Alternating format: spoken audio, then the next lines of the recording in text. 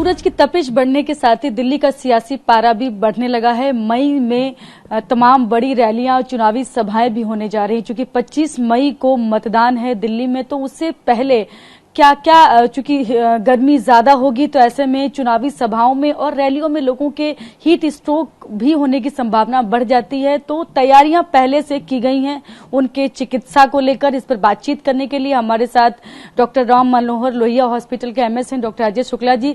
वो बताएंगे क्या क्या इमरजेंसी वार्ड में क्या तैयारियां की गई हैं सर। उसके अलावा आप लोगों ने कुछ विशेष इंतजाम भी किए हैं, खास तरह की एम्बुलेंस बनाई गई है, वो खास तौर पर चुनावी सभाओं और रैलियों के लिए बनाई है, क्या है उसमें? तो बेसिकली हर साल की तरह इस साल भी अब धीरे धीरे गर्मी बढ़ रही है एंड बहुत जल्द जो तापमान है वो 40 डिग्री के ऊपर और फिर 42, 44 वगैरह के ऊपर जाएगा।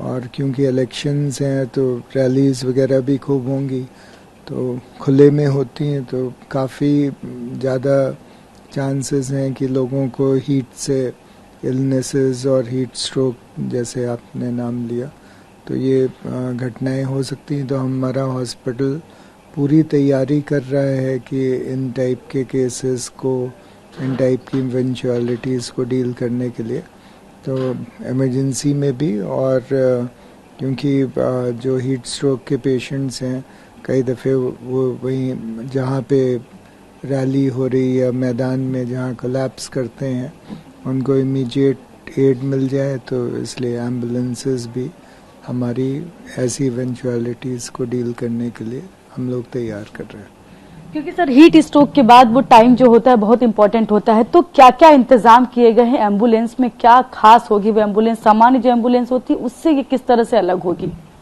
तो बेसिकली जो मरीज है जिसको हीट स्ट्रोक हो जाता है, तो उसको कूलिंग बहुत जल्दी, बहुत रैपिडली की जाए उसकी आवश्यकता होती है। और उसके लिए जो एम्बुलेंस है वो हमारी इक्विप्ड होगी, जो लेटेस्ट कूलिंग टेक्नोलॉजी है वो हम उस पेशेंट को एट द साइट जहाँ पे उसको हीट स्ट्रोक हुआ हम उसको दे सकें।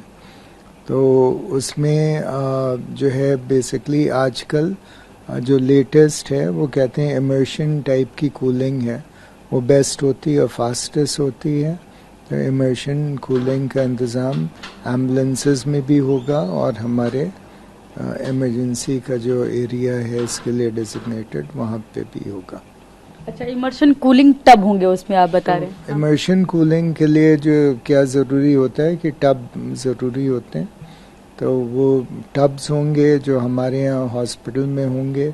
वो टब्स होंगे जो कि एक जगह हम स्टेबलाइज कर दें, रख दें।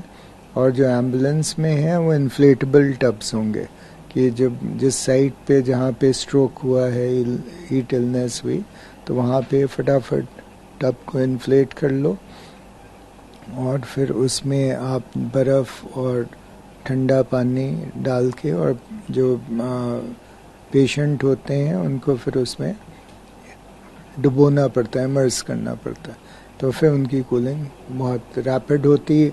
फिर वो थर्मोमीटर्स होते हैं जो बॉडी का अंदर का टेम्परेचर मेजर करते हैं, साथ में टब में जो पानी और बर्फ़ है उसका भी टेम्परेचर मेजर करते हैं, ताकि जो फास्टेस्ट कूलिंग जो रिकमेंडेड है उसका रेट है कि 1 मिनट में 0.15 डिग्री टेम्परेचर हम को घटा लेना चाहिए एवरी 1 मिनट, तो वो कैपेसिटी हम अचीव कर लेंगे।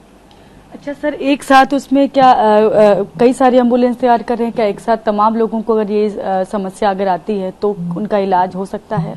उनको मतलब प्राइमरी इलाज कहेंगे, फर्स्ट एड जो है वो मिल सकता है?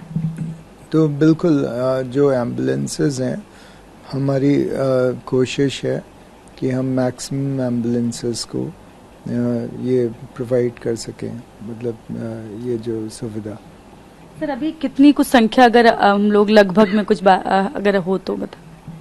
अब असल में क्या है ना, प्रोक्योरमेंट के लिए आपको मालूम है कि जो चीज़ें हैं जो ली जाती हैं उनके रूल्स, जिसको हम कहते हैं GFR rule, government financial rules, उनको फॉलो करना पड़ता है।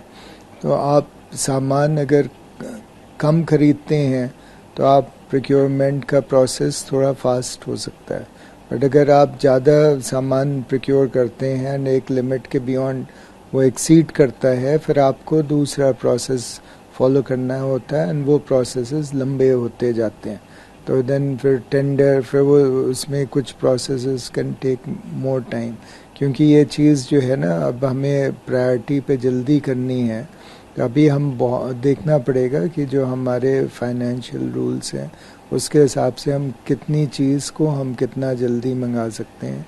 तो अभी हम उसी से शुरुआत कर पाएंगे, पर बाकी चीज़ें लेने में टाइम लगेगा, तो वो फिर उसमें और टाइम लगेगा। सर कब तक तैयार हो जाएंगी और कब से मतलब कह दूं कि तैयार हैं तैनात करने के लिए वो एम्बुलेंस पहुंच जाएंगी जब भी कोई चुनावी सभा या रैली का जैसे ही तारीख आएगी? तो देखिए इसका तो मतलब हमारी कोशिश है कि एट द अर्लीस्ट, क्यों हमारी मिनिस्ट्री भी चाहती है, वो भी इस बात से जागरूक है, हमारे सेक्रेटरी साहब, हमारे मंत्री जी सारे ही इस बात से जागरूक हैं। सभी चाहते हैं कि फटाफट हो, तो हम भी फटाफट ही कोशिश कर रहे हैं। बट जैसे मैंने बताया कि वो रूल्स हैं, उनको फॉलो करना पड़ता है।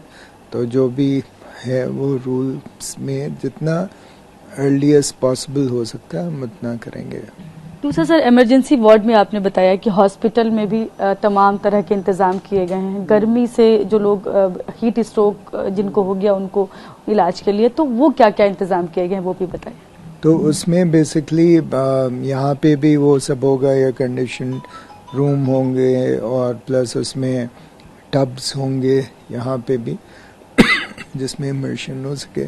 साथ में वो बर्फ़ क्योंकि बहुत ज़रूरी होती, तो एक मशीन होगी जो कि बर्फ़ फटाफट बनाए और वो स्टोर भी कर सके बर्फ़। तो हमने फिर ऐसी मशीन भी मंगा रहे हैं जिसकी बर्फ़ स्टोर करने की कैपेसिटी शायद 250 किलो करीब है, एंड प्लस बर्फ़ बनाने की कैपेसिटी जो है 500 किलो करीब की प्रतिदिन की कैपेसिटी है। तो वो मशीन भी होगी और फिर वो जो टेम्परेचर नापने के लिए जो प्रोब्स होते हैं, थर्मिस्टर प्रोब बोलते हैं, तो वो भी होंगे। तो ये सारे इंतज़ाम होंगे। ठीक है, थैंक यू सर। तो ये हैं डॉक्टर राम मनोहर लोहिया हॉस्पिटल के एमएस हैं डॉक्टर अजय शुक्ला, जिन्होंने बताया किस किस तरह की तैयारियां की गई हैं, क्या हॉस्पिटल में इमरजेंसी वार्ड किस तरह से तैयार है और एम्बुलेंसेज जो तैयार हो रही हैं वो जल्द ही चुनावी सभाओं के लिए तैयार हो जाएंगी और जब भी कोई तारीख आती है चुनावी सभा की रैली के वहां तैनात कर दी जाए, क्योंकि मई के महीने में, मई के पहले हफ्ते से ही दिल्ली का जो सियासी पारा चढ़ने जा रहा है, गर्मी भी साथ ही साथ बढ़ने जा रही है, उसको देखते ही हेल्थ मिनिस्ट्री ने ये तमाम तैयारियां की हैं। डॉक्टर्स को बाकायदा एक नोडल ऑफिसर बनाए गए हैं, उसके लिए कमेटी बनाई गई है, वो कमेटी ही सारी चीजों को तय कर रही है। कैमरा पर्सन खुर्शीद के साथ मैं शालिनी वाजपेयी, TV9 भारतवर्ष, दिल्ली।